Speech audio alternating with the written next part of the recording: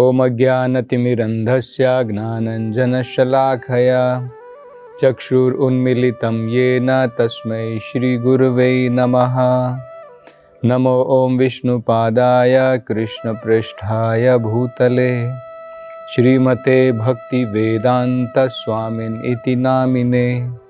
नमस्ते सरस्वते देवे गौरवाणी प्रचारिणे निर्विशेषा शून्यवादी पाश्चात्य देशतारिणे। जय श्री कृष्ण चैतन्य प्रभु नित्यानंद श्री अद्वैत गदाधर श्रीवासदि गौर भक्त वृंदा। हरे कृष्णा कृष्ण कृष्ण हरे हरे, हरे राम राम राम हरे हरे। हरे कृष्णा। तो पिछली कथा में हम चर्चा कर रहे थे भगवान के दो महान भक्त श्रुतदेव और बहुलश्वा। भगवान कृष्ण स्वयं महान संतों के साथ, साधुओं के साथ में इनके घर को स्वयं जाते हैं और भगवान उनके ऊपर कृपा प्रदान करते हैं। तो पिछली कथा में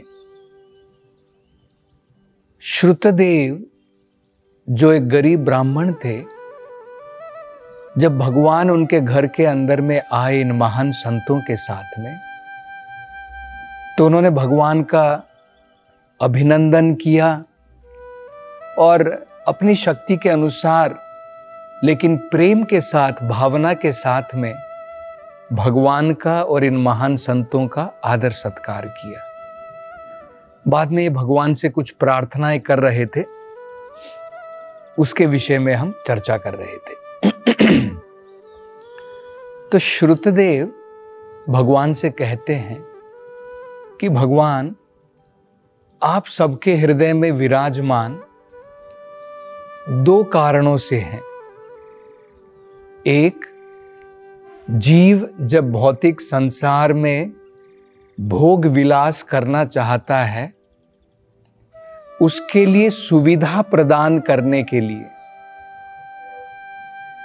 उदाहरण दिया जाता है। जिस प्रकार से घर के अंदर में अगर माँ जो है रसोई घर के अंदर में खाना बनाती है, तो बड़ा रसोई घर होता है और वहां पर माँ जो है, जो परिवार के सदस्य हैं, उनके लिए भोजन बनाती है। कई बार क्या होता है, एक छोटा बच्चा जो है वो माँ के साथ जिद करता है, माँ मैं भी भोजन बनाना चाहता हूँ, मैं भी रसोई घर में जो है कुछ बनाना चाहता हूँ। तो उस समय में माँ जो है उसको, बच्चे को पूरा रसोई घर नहीं सौंप देगी कि तुम जो है खाना बनाओ, क्योंकि बच्चा जो है आग के साथ में किस प्रकार से प्रयोग करना है उसको वो ज्ञान नहीं है, वो अभी बच्चा है। लेकिन माँ क्या करती है, क्योंकि बच्चा अगर जिद करता है तो माँ उसके लिए बाजार से एक खिलौना ला करके देती है। खिलौने का रसोई घर, खिलौने की गैस, खिलौने के लिए जो है अलग अलग बर्तन, और बच्चा भी जो है उसके अंदर में मग्न होकर के सोच रहा है कि मैं भी माँ की तरह खाना बना रहा हूं। तो इसी प्रकार से आध्यात्मिक संसार में भगवान जो है वो भोक्ता है, हर एक चीज को भोगने वाले भगवान हैं। लेकिन जब हम भी भगवान की नकल करना चाहते हैं, जैसे छोटा बच्चा माँ की तरह वो भी भोजन बनाना चाहता है, तो भगवान क्या करते हैं, इस भौतिक संसार का निर्माण करते हैं और यहाँ पर जीवों को भेजते हैं भोगने के लिए। और हरेक जीव के अंदर में परमात्मा के रूप में भगवान आते हैं वो सुविधा प्रदान करने के लिए, इस संसार को भोगने के लिए। लेकिन ये हमारा असली घर नहीं है, ये सनातन नहीं है। इसलिए हम यहाँ पर आते हैं भोगने के लिए, लेकिन असल में हम क्या प्राप्त करते हैं? अनेकों प्रकार के दुख और कष्ट प्राप्त करते हैं। तो अब भगवान जो हृदय के अंदर में, उनका दूसरा कार्य भी है। जो जीव इस भौतिक संसार में भोग करके थक गया है कि बस बहुत हो गया, मैं कभी स्वर्ग लोक तक चला गया, कभी नरक लोक में चला गया, इसी भौतिक संसार में चक्कर काटने में लगा हूं, जन्म मृत्यु जरा व्याधि, कभी ये शरीर कभी वो शरीर। तो जब जीव जो है थक जाता है, जब उसकी ये समझ में आ जाता है कि ये भौतिक संसार में भोगना तो टेम्परेरी है, परमानेंट नहीं है, यहां पर अनेकों प्रकार के कष्ट भोगने हैं, तो जब उसकी ये समझ में आ जाता है, तब भगवान हृदय के अंदर में उसको भी सुविधा प्रदान करते हैं इस भौतिक संसार से निरासक्त होकर के भगवत धाम वापस जाने के लिए। तो श्रुतदेव यही बता रहे हैं, भगवान दो कार्यों से हृदय के अंदर में विराजमान है। एक, जो लोग भोगना चाहते हैं उनके लिए सुविधा प्रदान करने के लिए, और जो भोग करके थक गए हैं उनको वापस लाने के लिए भी भगवान जो है हृदय के अंदर से ज्ञान प्रदान करते हैं। ये भगवत गीता में स्वयं भगवान भगवत गीता में बताते हैं। भगवान क्या कहते हैं? तेषाम सतत युक्तानाम भजताम प्रीतिपूर्वकम। जो व्यक्ति प्रीतिपूर्वक मेरे भजन में लगा है, मेरी भक्ति में लगा है, ददामी बुद्धि योगम तम, मैं उस व्यक्ति को बुद्धि प्रदान करता हूं, ज्ञान प्रदान करता हूं। ये न माम उपयांति ते, जिस ज्ञान की प्राप्ति के बाद में वो मेरे भगवत धाम तक वापस लौट सकता है। तो ये बड़ा सुंदर जो है प्रार्थना श्रुतदेव भगवान से करते हैं। आगे वो कहते हैं कि हे भगवान, इस भौतिक संसार के अंदर में जो नास्तिक लोग होते हैं वो आपको केवल मृत्यु के रूप में मात्र पहचान सकते हैं।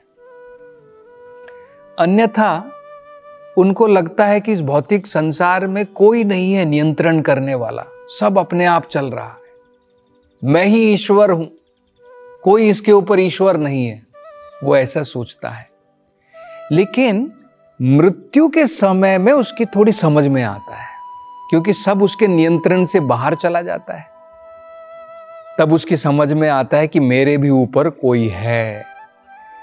लेकिन जो भगवान का भक्त होता है वो हमेशा भगवान को इस भौतिक संसार में देख सकता है। जब अभक्त होता है, नास्तिक व्यक्ति होता है, वो केवल भगवान की शक्तियों का प्रदर्शन मात्र देखता है। शक्तियों के पीछे शक्तिमान कौन है वो नहीं जानता है। आज के जो वैज्ञानिक हैं वो भी इसी प्रकार से हैं। वो कहते हैं कि अद्भुत शक्तियां हैं संसार के अंदर में, लेकिन शक्ति के पीछे शक्तिमान कौन है वो उसको समझना नहीं चाहते हैं। तो ये नास्तिक लोगों के लक्षण होते हैं। केवल वो मृत्यु के समय में मात्र जो है उसकी थोड़ी समझ में आता है मेरे भी ऊपर कोई है नियंत्रण करने वाला।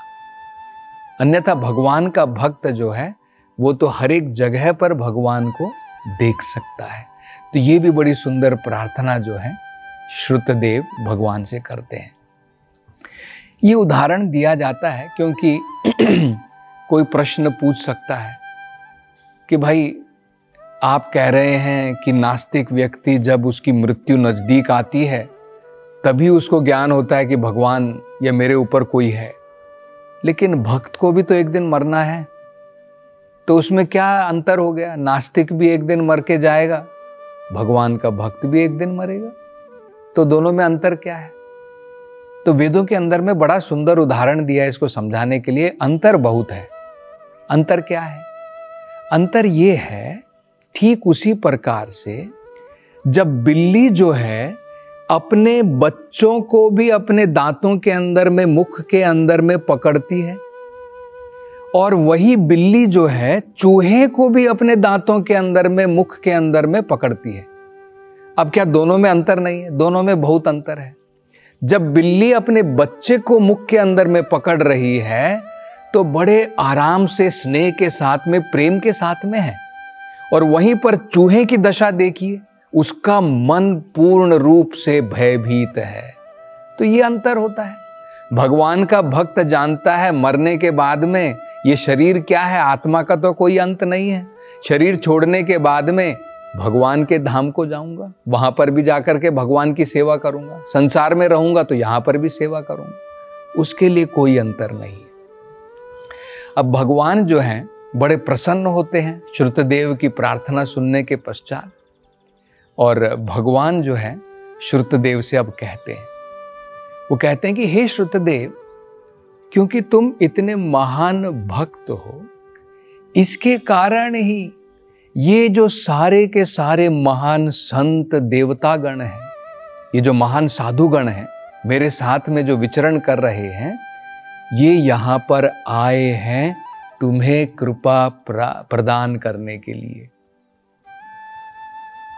तो ये जो भगवान के साधुगण होते, महात्मा गण होते हैं, ये एक जगह से दूसरे जगह विचरण करते रहते हैं, और जहां पर भी ये जाते हैं सारे धरती को पावन करते हैं, पवित्र कर देते हैं। आगे भगवान जो है श्रुतदेव से कहते हैं, हे श्रुतदेव, मनुष्य जीवन में हम कई प्रकार से अपने जीवन को शुद्ध करना चाहते हैं। हम मंदिरों में जाते हैं, भक्त लोग मंदिरों में जाते हैं, तीर्थ स्थानों में जाते हैं, पवित्र नदियों में स्नान करते हैं। तो भगवान ने 3 उदाहरण दिए, मंदिरों में जाना, तीर्थ स्थान की यात्रा करना, और वहां पर जाकर के पवित्र नदियों में स्नान करना। इसके द्वारा क्या होता है, धीरे धीरे हमारा जीवन शुद्ध हो जाता है। लेकिन ये कैसे होता है? धीरे धीरे होता है। लेकिन भगवान यहां पर श्रुतदेव को कहते हैं, इन महान भक्तों के दर्शन मात्र करने से जीव जो है पवित्र हो जाता है। तो इसलिए तुम्हें आशीर्वाद प्रदान करने के लिए ये संत गण यहां पर मेरे साथ में तुम्हारे घर पर पधारे हैं। और आगे भगवान जो है एक और बड़ी महत्वपूर्ण बात बताते हैं इन महान संतों, महान भक्तों के बारे में। भगवान कहते हैं, हे श्रुतदेव, ये जो महान संत होते हैं, इनकी उपासना करना मेरी उपासना करने से भी बड़ी है। मेरी अगर कोई डायरेक्टली उपासना करता है, मैं इतना प्रसन्न नहीं होता हूं, लेकिन मेरे महान भक्तों की जो उपासना करता है, उसके द्वारा जो मेरी उपासना करता है, उससे मैं अत्यंत संतुष्ट हूं। ये प्रश्न जो है माता पार्वती ने भी पूछा था भगवान शिव से। उन्होंने पूछा था, हे पतिदेव, मुझे बताइए सबसे उत्तम उपासना कौन सी है? आराधना नाम, सारी की सारी आराधनाओं में से कौन सी परम आराधना है? तो शिव जी ने उत्तर दिया था, आराधना नाम विष्णु आराधना परम। सारे के सारी उपासनाओं में से भगवान विष्णु की आराधना परम है।